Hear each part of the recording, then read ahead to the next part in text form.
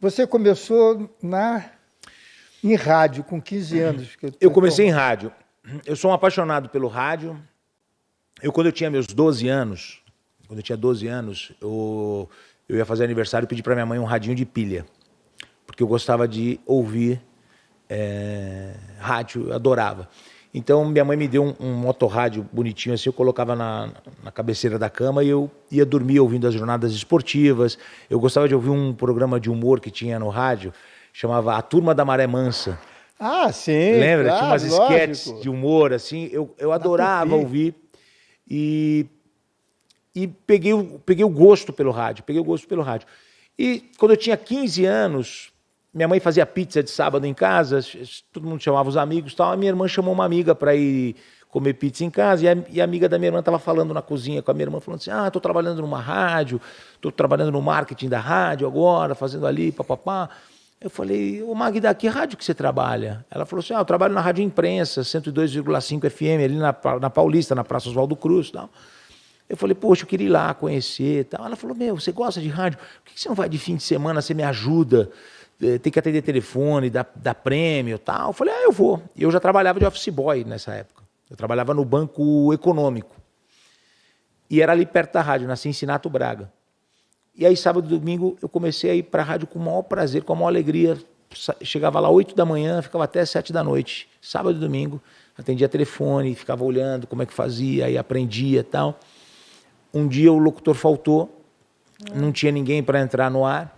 É a tua vez. Eu já estava com 15 para 16 anos e o DJ Ivair, eu lembro dele até hoje, ele falou assim, precisa ler o testemunhal aí, é obrigatório, tem que ter alguém para fazer isso aí, não tem ninguém, faz você. Era umas 5 da tarde. Aí eu peguei uma fitinha cassete, levei para ele e falei assim, então você grava aí que vai ser a minha primeira vez no rádio.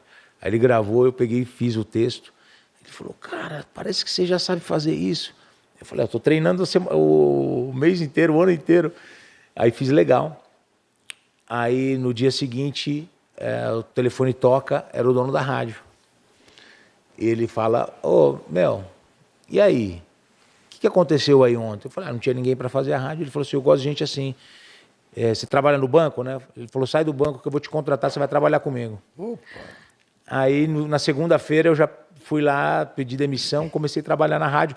Aí eu fazia tudo, aí eles me ofereceram um curso do Senac, era um curso de locução, eu fui fazer o curso e aprendi e tal, e aí foi pintando as oportunidades.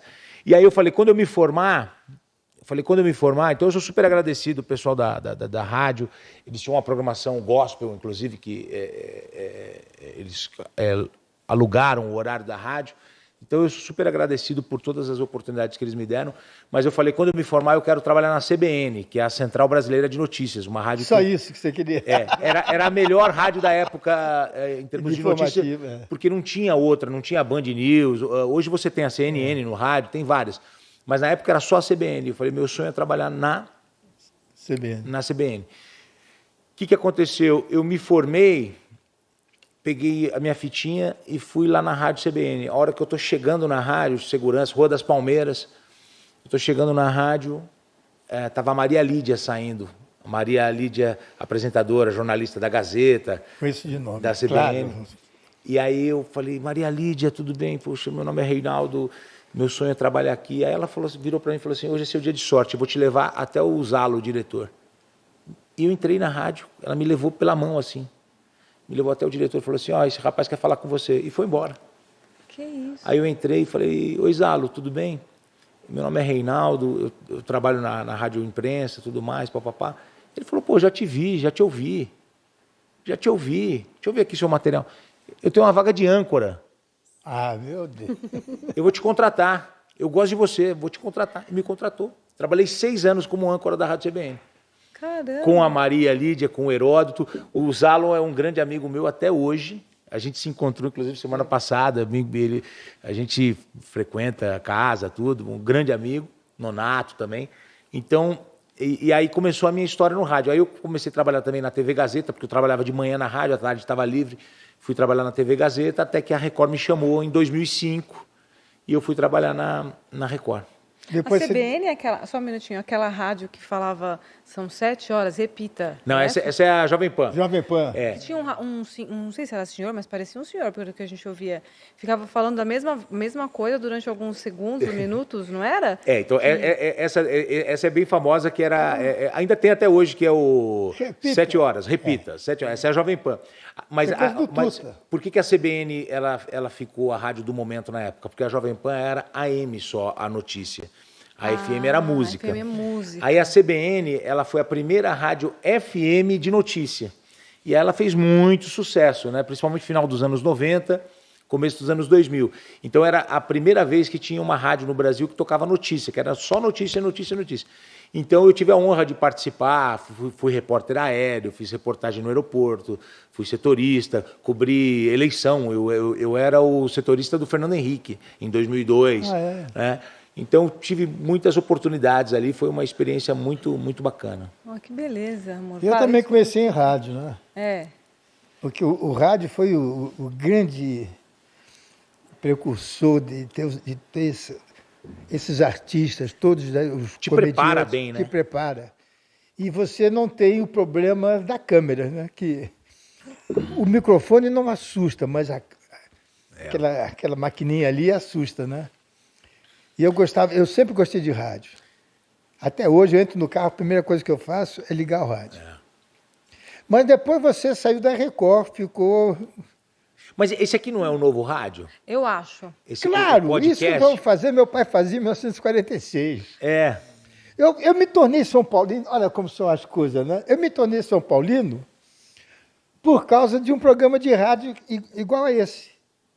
Que meu pai fazia um programa no restaurante, uma vez por semana, e levava um convidado. E eu sempre gostei, meu pai era meu ídolo, né? E eu já ia sempre com ele, onde ele ia trabalhar. E ele ia entrevistar o Joreca.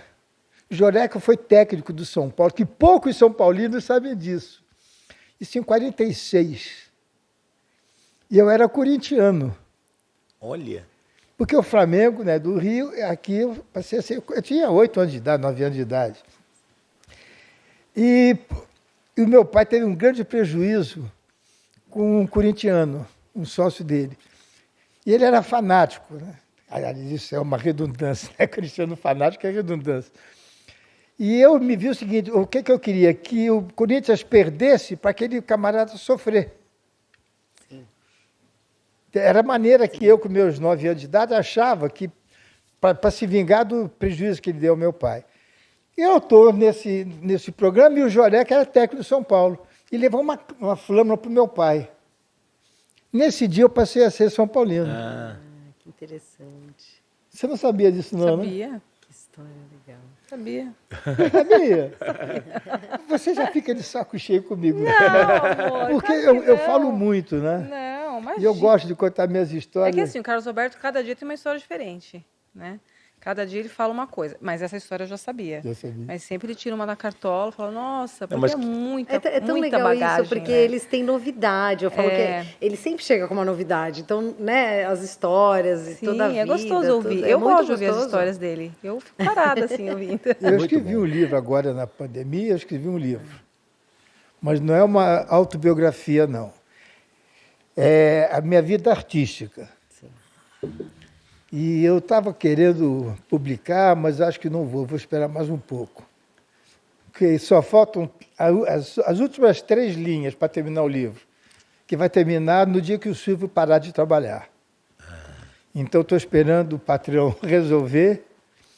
Aí, eu tenho muita história para contar. Acho que esse livro vai... Ah, vai ser bom. Eu vi um pedacinho Você só viu? umas coisinhas que eu tenho que ler, né? Que você pediu para eu ler. E aí eu